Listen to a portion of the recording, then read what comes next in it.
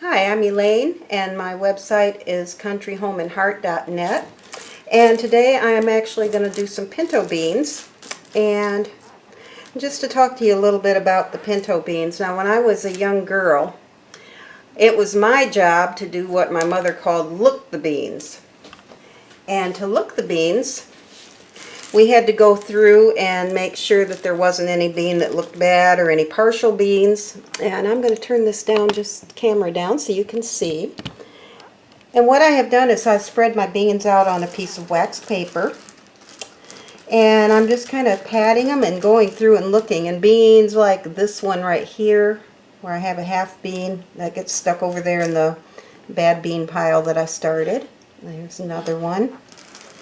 Okay, and what I'm really looking for is just any bean that has an odd shape maybe, or is a little discolored, or maybe has a spot on it that looks bad. And when I find those beans, I will be taking them out, and I'm putting them in a separate pile so I don't accidentally put these in with the good ones. Now here's one here that has got a little, it's like a half a bean or a quarter of a bean. I'm not going to use that one. Okay, but that was always my job. And then when I got a little older, it was not only my job to look the beans, but it was my job to start them before she got home from work, since I usually got home from school first. Okay, here's a bean here that looks kind of odd. You see, it's got a funny color and it doesn't look right, so I'm going to set that one aside. We're not going to use that bean. Okay, and a couple more that are only half beans. I'm going to stick those over here. Okay, and we're getting them, I think I have almost got these.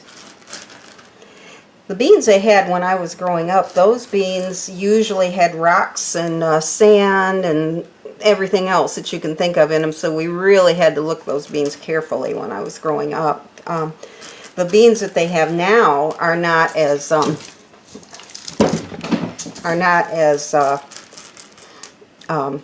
full of those kind of things as they used to be.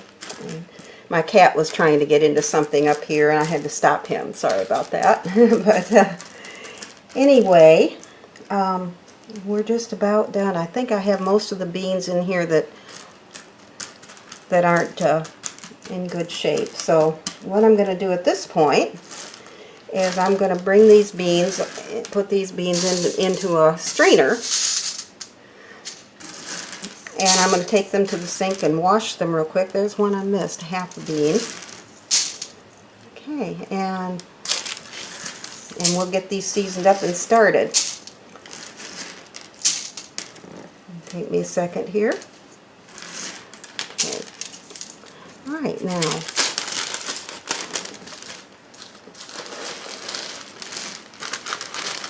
Okay, and let's just pour these in like so.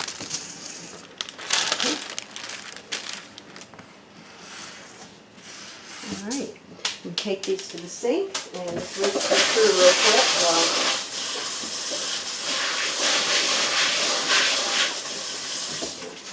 This usually just takes a minute because, like I say, the beans don't have near as much rocks and sand as they used to have in them back in the 50s and 60s when I had to learn how to do this.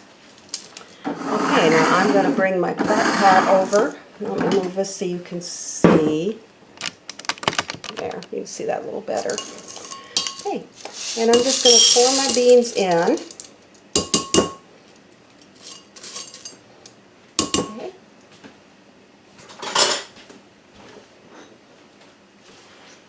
And to that, I'm going to add the rest of this country ham that I didn't use in the greens earlier.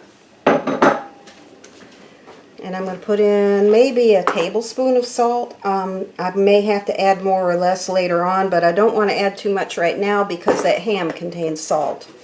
And I don't want to get the beans over salted. Okay, and now I'm going to take them to my sink and I'm going to put some water in them.